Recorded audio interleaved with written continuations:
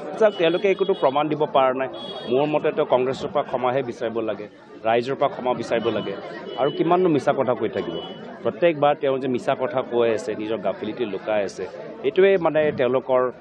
কথা আজি যোৱা লোকসভা নিৰ্বাচনত কংগ্ৰেছে তেওঁ হিমন্ত বিশ্ব শৰ্মা ডাঙৰীয়া মূল অস্ত্ৰ মৌলানা আজমল সাহেবক পৰাজিত কৰিলে ইউডিএফ দলটোক ধ্বংস কৰিলে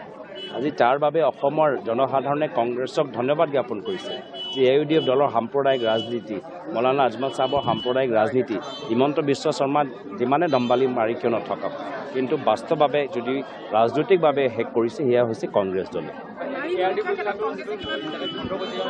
আমি এই ক্ষেত্ৰত যথেষ্ট গুৰুত্ব সহকাৰে আমি বিভিন্ন সভা সমিতিত আমি আলোচনা কৰি আছোঁ আৰু পুৰুষ সমাজে কেনেদৰে নিজৰ মনটো সলনি কৰে আৰু পুৰুষৰ ভিতৰত এটা নতুন চিন্তাধাৰা সৃষ্টি হয় তাৰ বাবে আমি চেষ্টা কৰোঁ